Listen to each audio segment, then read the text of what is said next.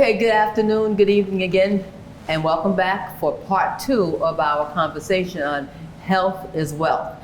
And we ended with Struggle talking about his working with seniors and how some of them are having like an old mentality. Yes. And so why do you think that is? Why do you think that when we reach a certain age, we think that at 60, we're old? Because that has become our norm.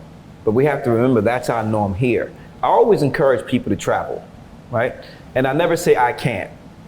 I always say how can. So for people who saying I want to travel but I can't, I ain't got the money, rephrase that and say, how can I travel to Europe? How much is it going to cost? How long is it going to take to get that particular amount of money? What travel does, it allows you to see the world.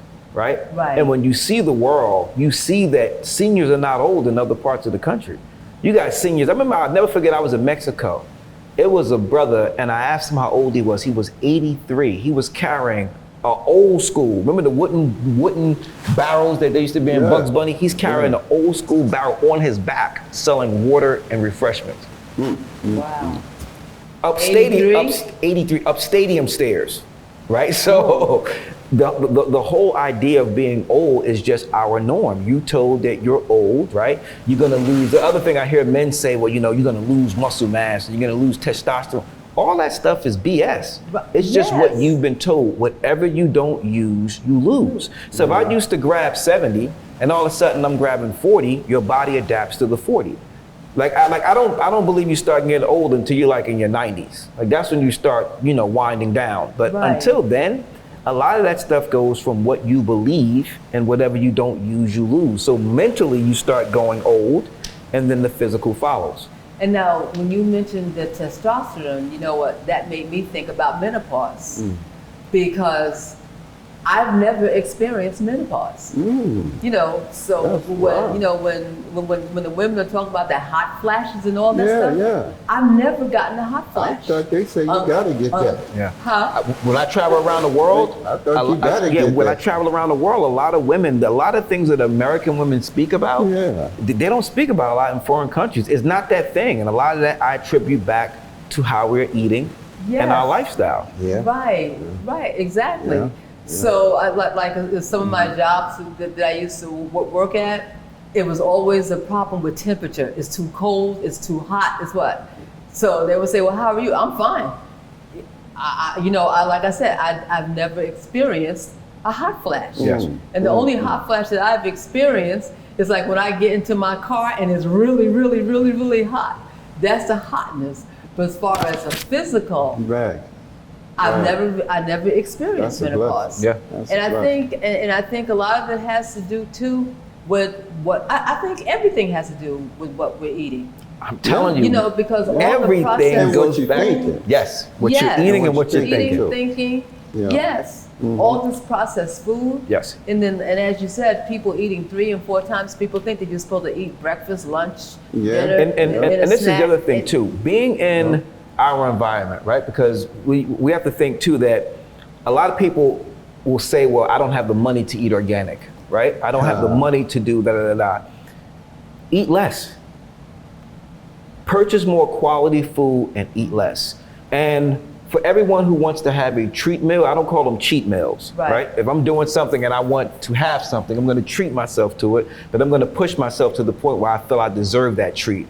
So if you are gonna have a treat meal, just designate those times to certain days. Now the brother earlier spoke about the Nation of Islam. Like, number one, we don't give the Honorable Elijah Muhammad enough praise. I mean, he brought these brothers back who were looking like all kind of hell. Brothers were smooth, shining. You saw a Muslim, them brothers was on point. And one of the things he always encouraged was eat once a day. So even if you are gonna, contribute, even if you still are gonna eat, whatever you're gonna eat, just eat less. Eat once a day. You're not gonna starve. Trust me, you're not gonna starve. Eat once a day. But it should be quality. Be quality as much as possible. Be quality. Yes. And when you eat once a day, I tell people do it for 2 weeks, 3 weeks. You be the judge. Don't believe nothing we're saying. You be the judge. Experiment with things. Take what works for you. Take what benefits you the best and make it work for you. But eating less, across the board, that's always, whether you're intermittent fasting, eating less has always been the key thing. Right.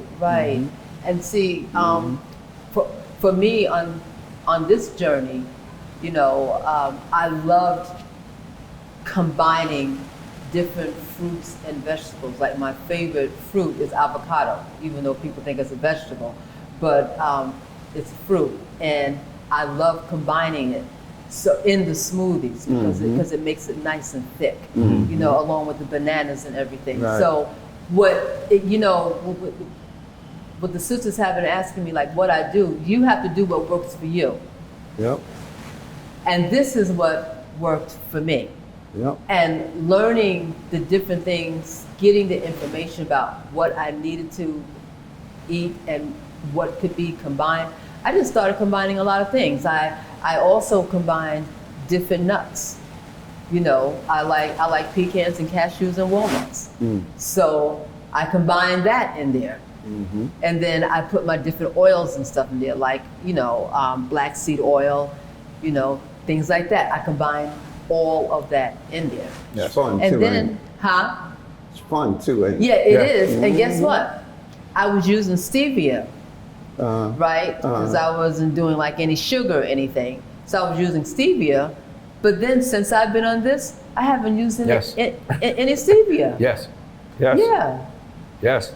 That is that is really something to me. Well, artificial sugar solves all addictions.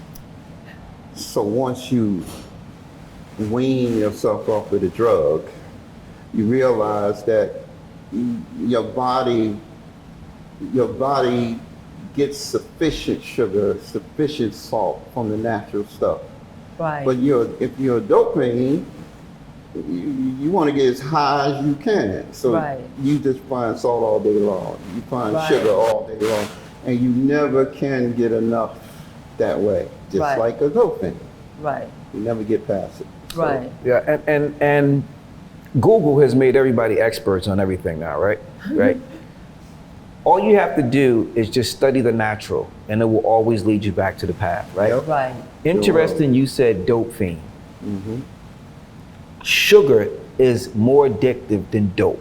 It is. And the moment you stop, if you talk to people, when they ask them, well, how do you feel since you stopped sugar? In the beginning, and then ask a drug addict how they feel when they stop drug, the comparison will be the exact same. It's the exact same. But once you get through the withdrawal, you realize, like, you don't need that stuff. I mean, like, because I notice when I eat the junk, I want more immediately. Like, I want more. So I have to break away from it for a few days, because I still indulge in the junk sometimes. I like my Ben & Jerry's ice cream, I do my best to get non-dairy, but I have to go back to that process of pushing away. And by the way, too, a lot of things that they're labeling now, non-dairy, plant-based, understand that a lot of that stuff doesn't mean it's healthy. It just means that it doesn't have dairy in it. Read ingredients. Oh, that's right. Look up ingredients. You'd be surprised the stuff that we're actually eating. Right. That is just like not healthy for us. This stuff is not meant to be processed throughout the body. Right. The canola oils and the vegetable oils and all that stuff is definitely deadly. Avocado. Yeah. Yeah. And here's the other things. I was just looking at my notes. The other thing that I've done too. I have not looked at TV for over 150 days or more. And that has helped me a lot too, because when you're looking at television, there's so much stuff that's going on, so. But that's part of the addiction, Miss Beth. Yeah. The TV is part of the addiction. Look, all of these instant gratification objects keep you hungry. The craving for satisfaction, instead of turning inwardly, we turn outwardly. So TV distracts us, food distracts us. All those things are part of the addiction. Right. Once you get free of it, those things, your desire for that too goes. Right. Even social media, if it's not something that's serving you, you won't do it as much as far as entertainment and all the stuff you was paying attention to. Right. Because now you're free. A lot of times people don't realize they're psychologically free when they get free of that food. That's what's happening. It's really what's happening here. You've gotten free. And so now everything that you do, you're in control. You're conscious immediately. Yes. Oh, and no. What's that? Right. Whereas before it was routine. It was Right. all part of the routine. I got to cook. You know, I got to go to the grocery store. I got to get this. Right. And then the whole evening be built around it until you fall asleep after you ate that heavy meal in front of the TV. The TV is all part of it. You know, you're absolutely right, because I would notice that whenever I'm looking at TV, I would have to snap on something. Snack? Yes. Yeah. That's right. Yes, that's right. true. That's true. And they're constantly suggesting stuff. Yes, exactly. Right. That's right. And so, and I want to say too, because getting back to me losing the weight that I've lost so far, I have outfits that I have not been able to wear for almost 10 years or more. And now I can't wear them because they're too big. That's right. I've been with this. It's okay, so you know what I'm saying? And then these shoes that I have on right now, they loose on your feet. I just started wearing them because I couldn't wear them. Yeah. So it's just amazing how I'm going through all of these things, you know? Then the other thing that, you know, when you're sharing driveways and you gotta walk through the little area to get to your, well, here's the thing. You ain't gotta squeeze. I don't have to squeeze anymore. I don't have to turn around anymore. You know, I got all this space. I said, oh my God, look at this. It's like, it's such a nice feeling. I always have to reach out to my people. It's something that we don't talk about enough. People of color, this melanin is magic. It's magic, right? And this is fact, right? When you see a person of color in their 80s, their 90s, they don't look it. Right. Now imagine if we really took care of ourselves. How would we really look, right? Right. The other thing too is that you have to stop thinking from a Eurocentric perspective, right? They have us believing that we shouldn't go into the sun without sunscreen. Right. Right? What is sunscreen? What is sunscreen doing? It's blocking the sun from absorbing into your skin, right? So now we're melanated. So when we go into the sun, we don't need to be in the sun that long, right? People who are not melanated have to put this stuff on. They go into the sun and they stay in there as long as they possibly can, trying to get darker, right? Where is that sun lotion? Where is that sunscreen going once the sun hits it? Right. Into your body. I tell people, go study this stuff. Like, all these companies have lawsuits against them for cancer. Yeah. Oh, that's Get true. in the sun and get some sun. When it gets too hot, do what the animals do. They get out of the sun. That's simple. You know, but we have to unlearn. Take your shoes off, go to the park, walk in the grass, ground yourself. Right. We have to start getting back to nature. Right? Show me your friends, I'll show you your future. You know, the brother said earlier, a lot of times it's the environment that we're in. If I'm around cats all day and I'm like, yo, let's get up and work out, and they're like, man, let me go smoke right quick. If that's not where you want to be, you have to unlearn, elevate, and start hanging around those particular energies that's going to help you get higher. It's going to help you vibrate higher. So we have to start getting back to nature. And I always hear this a lot of time with people, man, I want to travel, but I ain't got money. Hop on New Jersey Transit. That's $3. You can go straight to Trenton. You can hit the Scepter, go to Philly. You can, once you get off of Philly, they got all these different locations you can go to, walk around. Yeah. Start hitting parks all around New Jersey, and just go chill in the park. But just get out of the environment where we have all this energy that's just like draining, and we're putting these perspectives that just don't help us elevate higher. And then we eat the food that puts us on a low vibration, and we're not getting the sun. So put all those combinations together and you got a deadly disease right there. And it's what it does to the brain too. Yes.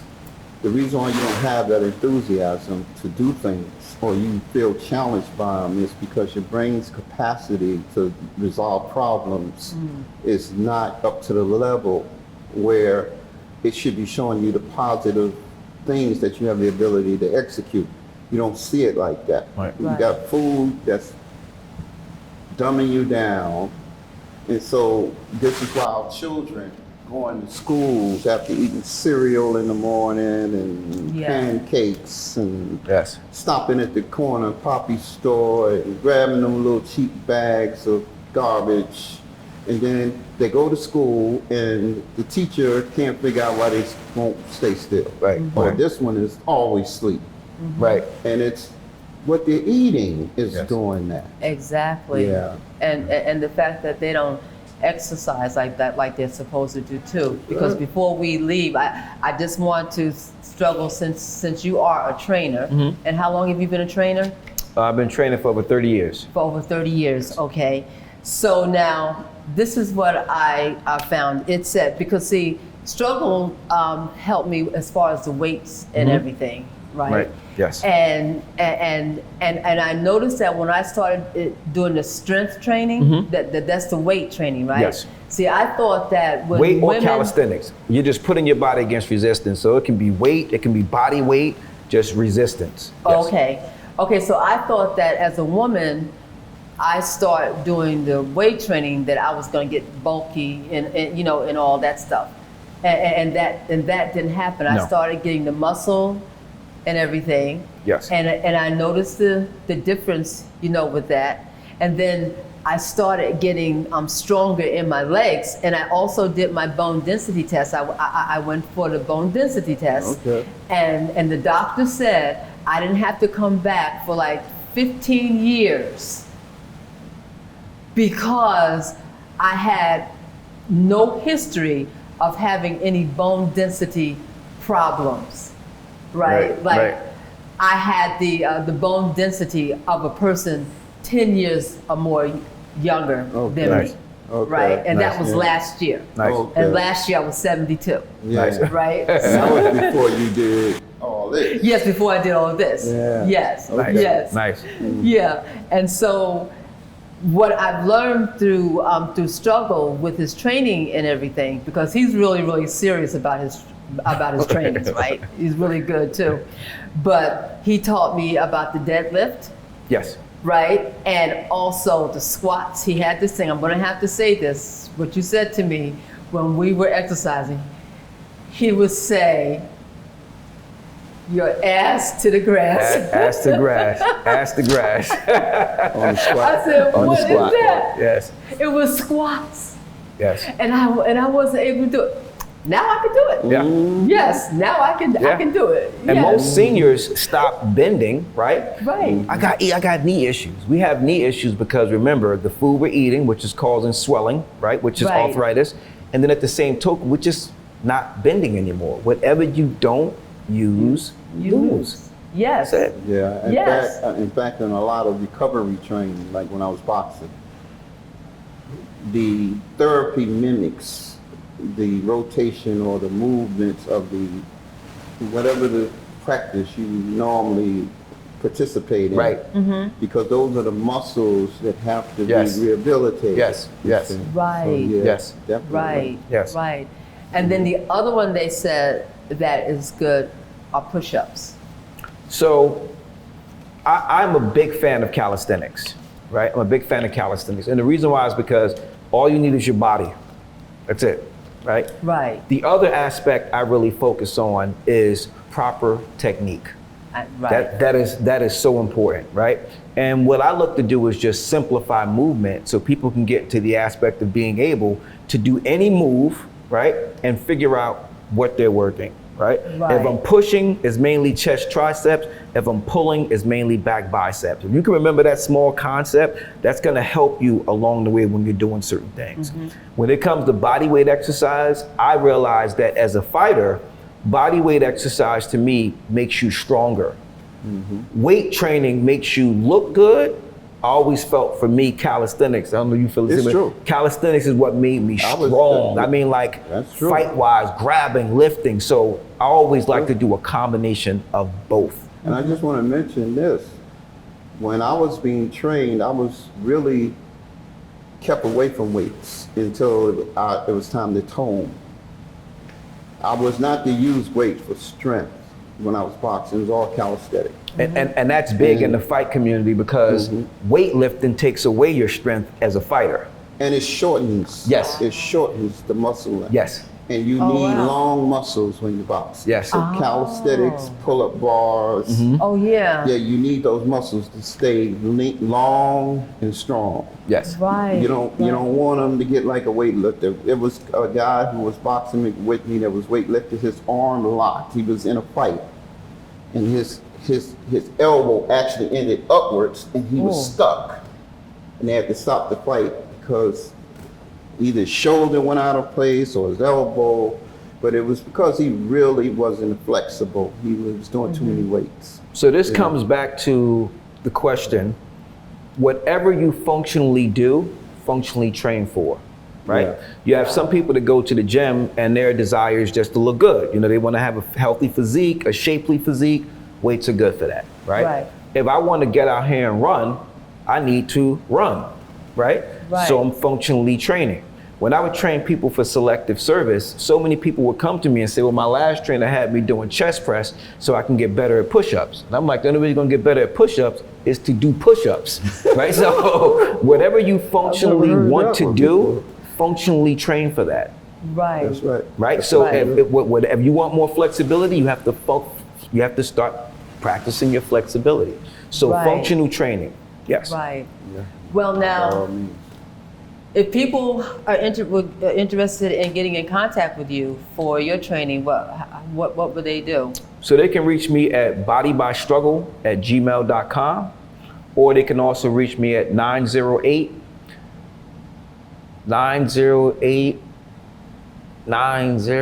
I gotta remember my phone number, but bodybystruggle@gmail.com. We'll make sure we put that on the screen so that they can get in contact with you. Because as I said earlier, I've learned so much from you, like about the triceps and biceps, because all of my blouses, they were so tight because I had so much fat and everything, and I'm still working on this, but I've come a long way, you know, as far as that is concerned. And I now know the different type of exercises that I need to do for my biceps and my triceps. And guess what, ladies? My body fat, the back fat, that is gone. You know, I still have, like I said, I want to lose about 10 more pounds, and I'm focusing on it. But you mentioned a word that was really important, toning. I can notice that my body is toning because I haven't stopped, you know, doing anything. I've continued with the walking. I go do I go to the gym and everything, and I still do the triceps and stuff. And I'm working on. I have this little part I was telling you the other day with my stomach and everything. I got that little bit in there that I have to get rid of, and I'm doing what you said to do, to hold it in and you know, and all that stuff. Yes. So I'm working on that. But I just want to you know, the ladies to understand, especially those who are in my age bracket in the 70s, to understand that though we get old, we don't have to get old physically because we have to, you know, use it so that we don't lose it. And then the other thing that I like about my body is that I haven't lost my butt, you know, so I really like that too. So I'm still toning that up too, right? And you're gonna need some bodyguards if you don't keep. I know. So the other thing I want to add too, so if anybody would like to get in contact with me, it's bodybystruggle@gmail.com, and the phone number is 908-590-3326. 908-590-3326. I'm quite sure you can edit that, my brother. One quick thing too I want to say to the ladies. Stop looking at a lot of these pictures that you see online and thinking that these are the optimal bodies. A lot of this stuff, as a photographer, as an editor, I can wholeheartedly tell you a lot of this stuff is edited. All right? Wow. Work out the best you can and let your body develop the way it develops. Work out for what your level, right, of health and sexy is. Stop living by the parameters of what everyone else says is healthy or sexy. I come from the era where a woman had this mystique about it, this sexiness. It was here. And I'm talking all body shapes, right? So we have to get out this preconceived thought that you have to look this way. And in my lifetime, I've seen about 5 women right? Only 5 who've had 6-pack defined abs, and the majority of them are born with it, right? So we have to stop going through these thought theories that we have to look this particular way. Work out and just look the best that you optimally can. And also ask yourself, do you feel healthy, right? Because sometimes they'll tell you stuff and it'll make you question it, right? Like when I first put somebody on a fruit fast and she was like, oh my gosh, Struggle, I'm feeling so good. I went to the doctor and the doctor said, well, that's too much sugar. She said for a second, it made me rethink, like, do I feel good? Right, so, right, you know what you know, but because we've been conditioned to think something else, you question what you know, what you're feeling. So unlearn and go with what you feel. Right. Oh, yes. And I think that's one of the reasons why I haven't started back eating yet. I mean, not, you know, like full food, because like. You feel great. I feel good. Yes. Yeah. You know, and like I said, I'm not hungry. Yes. And I know people who are fruitarians. I know people who are, some of my instructors who are like retired now, fruitarians, 40 years. I mean, like they eat nothing. 90% of their meals are fruit and the rest is like vegetables, salad and stuff like that, but they don't eat no solids. The scientists, I just posted it the other day, the scientists are now admitting that there is a youth trigger that prevents the person from getting old indefinitely. The scientists said, we found it. We actually found it. It's true that your body can reproduce anything that you need. Yes. Your body can even regrow organs. Yes. Right. Yes. Yes. Yes. So it's discounting the whole theory of old. So old is really just death. It's just a time period. Right. But you're setting death in motion with life-destroying habits. That's what's causing death. And when you, let's say, go in the scriptures, for instance, or you look at our history from the past, the scriptures tell you that Methuselah was 1,100 years old. It tells you that Moses was still having children at 800 and something years old. People say, come on, man, are you kidding me? Well, you just think, if you're raised from a baby, eating the right food, there's not factories around you, there's no polluted water around you. Right. Everything around you. There is no negative tension among the people. All that garbage that we endure all our lives. And you started on a watermelon, pure, raw diet. Right? Or you know what I mean? Like a natural diet. Right. How do you know how old you would be? Yes. If you can be now just reaching the age you are, and then you turned on that trigger, right? And it's, look what it's doing. Yes. Now, what if that would have happened from the beginning? Right. You would be around here and people would be asking your children, is that your sister? Right. Yes. You see what I mean? Yes. So it's definitely not a joke. We're in a particular society, a particular time zone, a particular culture. And we are everything that culture is. We don't realize. So our thinking is the limitations of that culture. Yes. Right. So anything else said to us, we don't believe that it's possible because we don't normally see it. Right. It don't mean that it's not possible. Right. Well, we don't have enough time, you know, like, because I just got the signal that we have to, you know, wrap it up and everything. But I definitely want to thank you so much for coming. I really appreciate my pleasure it. for you inviting us. Yes, and it has definitely been knowledgeable. The audience, I'm praying that they're getting something out of this so that we can all be healthy, and particularly for those who are in my age group, that they need to understand that as we get older, I can stand up with this, right? I can stand up. I can't stand up. See, as we get older, we can still get down. Okay. Right. We can get down and we can get up. We can jump and everything. Like I can just go like this and stuff, right? So that's not a problem. We can get on the stage and sing 50 songs. We do all that kind of stuff. Okay, that's right. We can do all of that. And just remember that age is just a number, right? I got my waist back and everything. Yes. I feel really good about that. And my arms have come down. It has been 142 days, and I feel absolutely wonderful. And Struggle, again, I have to thank you because you have been so good to me, you know, with training me on what I need to do, because I haven't been to you like in a couple of months, right? But based on how he's taught me what I need to do, I'm able to use his techniques, and that's what I love about you, because you show the techniques, which is so important. So I want to thank you all, and Mr. Porter, you know how much I love you. Yes, ma'am. You know how much we've been doing together. Yes, ma'am. And I appreciate everything that you've been doing in the community. Yes, and ma'am. Thank you so much, you know, Thank for you, coming Ms. on F. too. Thank you, the unstoppable Miss Beck. Thank you. And my name is Maryam Bey. And thank you very much. And please, when you go on YouTube and you see our discussion, please like and share it. And if you have any suggestions, please also respond so that we can answer those questions for you. Okay? Thank you and have a wonderful day, no matter what part of the world you're in. Thank you.